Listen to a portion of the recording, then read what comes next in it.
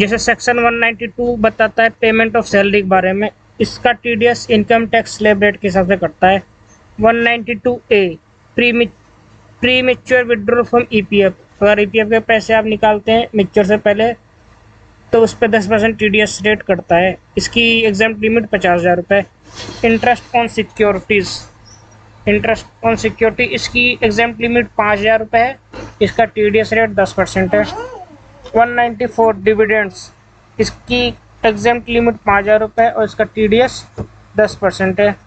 194A interest on banking deposits, अगर इसकी exempt limit 40,000 है, अगर पैन कार्ड है तो 10% टीडीएस कटेगा और अगर पैन कार्ड नहीं है तो 20% कटेगा।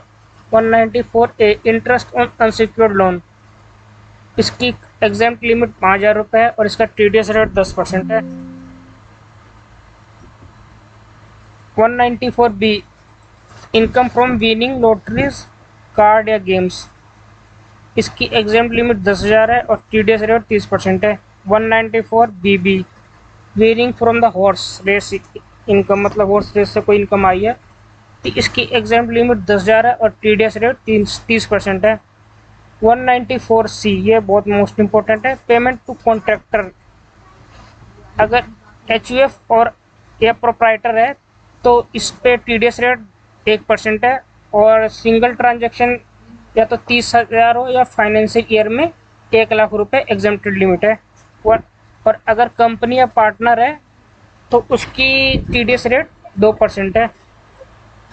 194D इंश्योरेंस कमीशन अगर पूरे साल में 15,000 से ऊपर है तो उस पर आपका 5% कटेगा और अगर कोई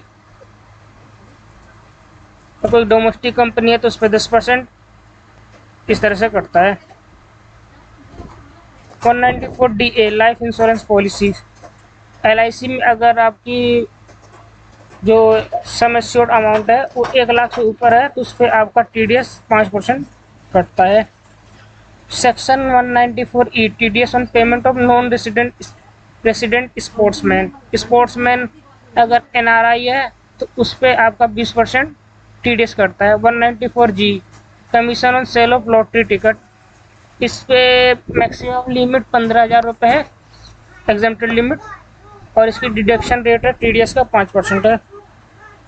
194H earning receive as a commission या ब्रोकरेज, इसके टीडीएस रेट 5% है और फाइनेंशियल ईयर की पूरी एग्जेम्प्टेड लिमिट 15,000 रुपये है। 194I रेंट, ये ज़्यादा इंपॉर्टेंट है, अगर प्लांट एंड मशीनरी कोई रेंट पे लिया हुआ है तो उस पर टीडीएस 2% कटता है और इसकी जो पूरे साल की फाइनेंशियल ईयर की 2,40,000 रुपये एग्जेम्प्टेड लिमिट, इससे ऊपर होगी तभी टीडीएस कटेगा, इससे कम है तो टीडीएस नहीं कटेगा। लैंड एंड बिल्डिंग कोई लिया हुआ है तो इस पे टीडीएस रेट 10% कटता है और एग्जेम्प्टेड लिमिट वही है 2,40,000 रुपये, इससे कम है तो टीडीएस नहीं कटेगा, अदरवाइज कटता है। 194IA purchase of immovable property, कोई अगर प्रॉपर्टी खरीदता है लेकिन वो एग्रीकल्चर लैंड पे नहीं है, ये एग्रीकल्चर लैंड नहीं होनी चाहिए तो 50 लाख एग्जेम्प्टेड लिमिट है, इस पर टीडीएस 1% कटता है। 194IB जिस पे टीडीएस रेट 5% है। 194J प्रोफेशनल सर्विस रिम्यूनरेशन या फीस, जैसे सीए या तो किसी जिसे या वकील का प्रोफेशनल फीस कि अगर 30,000 से ऊपर आप देते हो तो उस पर टीडीएस 10% कटता है। 194K provide of deduction TDS fix rate 10% dividend from the mutual fund से अगर कोई डिविडेंड मिलता है उस पर 10% मिलेगा। 194LA ये payment of compensation acquisition certain immovable property, इस पे एग्जेम्प्टेड लिमिट 2.5 लाख रुपये, टीडीएस रेट 10% है।